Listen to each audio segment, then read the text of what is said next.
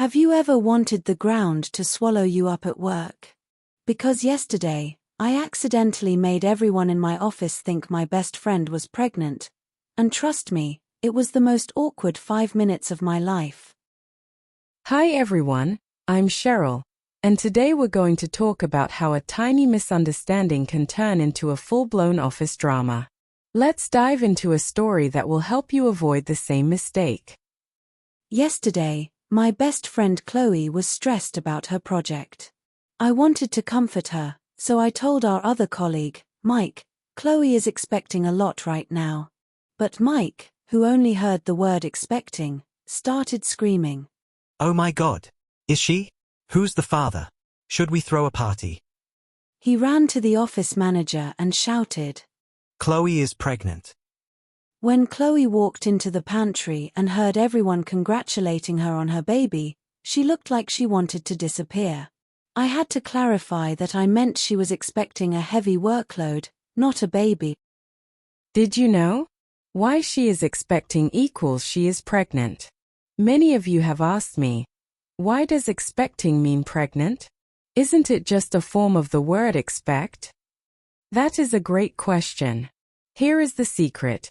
In English, when we use the verb to expect to talk about a future event, we usually need an object, something that we are actually waiting for.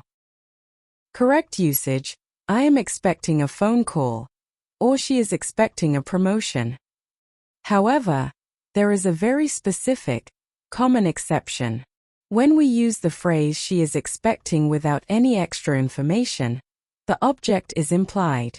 In the English-speaking world, this phrase has become a fixed idiom. It is a polite, indirect way of saying, she is pregnant or she is expecting a baby. Because it is so common.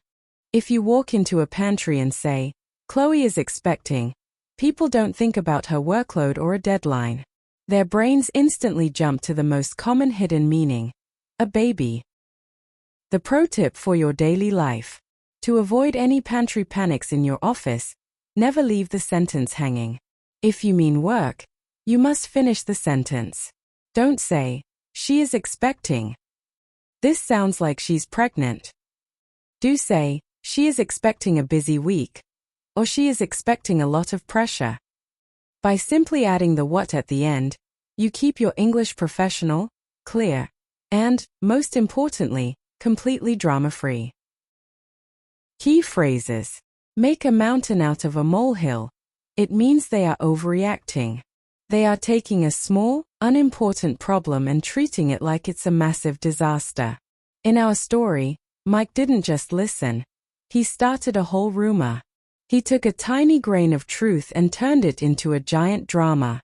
That is exactly what we call making a mountain out of a molehill. Next time a colleague acts like the end of the world because of a small mistake, you can calmly say, hey, let's not make a mountain out of a molehill. It's just a small typo. We can fix it in a minute. It's a smart way to tell people to stay calm without being rude. Are you the type of person who stays calm? Or do you sometimes make a mountain out of a molehill? Let me know in the comments. Want the ground to swallow you up? Now, let's talk about that moment poor Chloe realized everyone thought she was pregnant. She must have felt terrible. In English, we describe that feeling as wanting the ground to swallow you up. The feeling. This idiom describes a moment of intense, painful embarrassment. It is when you are so humiliated or ashamed that you wish you could vanish instantly. The imagery. It means you literally wish the earth beneath your feet would open up and swallow you, so you don't have to face anyone for another second. In our story, when everyone was cheering and celebrating, Chloe was dying inside. She was so embarrassed, she didn't want to explain. She just wanted the ground to swallow her up and be anywhere else. You can use this when you make a huge public mistake.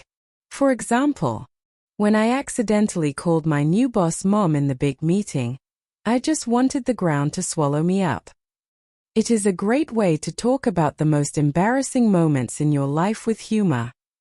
Learning these idioms isn't just about vocabulary, it's about capturing the feeling behind the words. Try to use this phrase today. Even if it's just in your head, it's how you start thinking like a native speaker. Let's practice by putting it all together one last time. So, the whole drama started because I didn't finish my sentence. I said Chloe was expecting a heavy workload, but people thought she was expecting a baby. Mike really made a mountain out of a molehill by telling everyone, and poor Chloe stood there, wanting the ground to swallow her up. We finally cleared it up, but trust me, from now on, I will always be very specific when I talk about expectations. I know, switching to a new way of speaking can feel scary. And yes, you might make mistakes, just like I did in the pantry. But remember, every oops is just a stepping stone to sounding more natural.